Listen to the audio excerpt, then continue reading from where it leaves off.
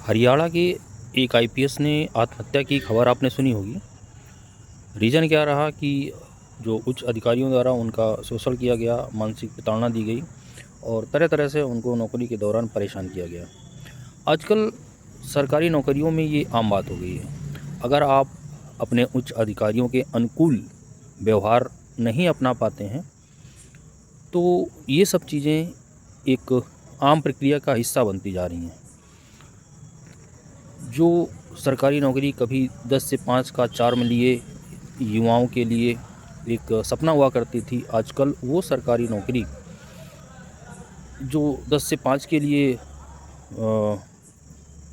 विख्यात थी, उसका समय अब कोई निश्चित नहीं रहा। आपको संसाधनों के अभाव में और अपने नैतिक मूल्यों को ताक में रखकर सिर्फ वो करना है जिसके लिए आपको कहा जा रहा है। आप अपने विवेक से बहुत सारे निर्णय लेने के लिए स्वतंत्र नहीं हैं।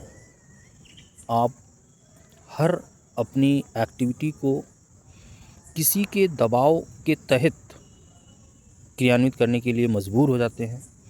चीज़ें धीरे धीरे इतनी ज़्यादा बढ़ जाती हैं कि किसी व्यक्ति का मानसिक संतुलन इस हद तक चला जाता है कि वो खुद को ख़त्म कर लेता है। कुछ भी हो, खुद को ख़त्म करना किसी समस्या का हल नहीं हो सकता है। ये मैं हमेशा कहता हूँ और बार बार कहता हूँ। अगर इतनी समस्या सर के ऊपर बढ़ गई है तो खुद को ख़त्म करने से बेहतर ऑप्शन था कि रिज़ाइन किया जा सकता था और उसके बाद बहुत सारे हमारे जीवन में नए ऑप्शन खुल सकते थे जिनका हम आगे उपयोग कर सकते थे। तो जो हमारे युवा साथी आजकल सरकारी जॉब में आने के लिए अपना दिन रात एक किए हुए हैं, मेहनत कर रहे हैं और चाह रहे हैं कि एक ना एक दिन वो सरकारी नौकरी का हिस्सा बनेंगे, मेरी शुभकामनाएं हैं उनके साथ। और उनको मैं ये भी संदेश देना चाह रहा हूँ कि आपको एक तो सफलता शीघ्र मिले और सफलता मिलने के बाद आप अपने को इस हद तक मजबूत कर लें, अपने मानसिक शक्ति को इतना ऊपर उठा लें कि किसी के दबाव में आकर अपने लिए कोई घातक कदम ना उठाएं।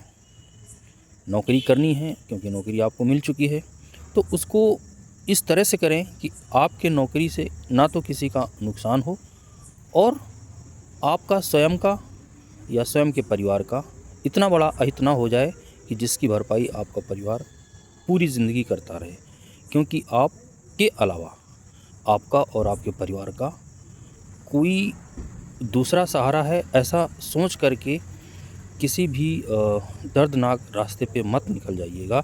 ये मेरा सभी के लिए संदेश है।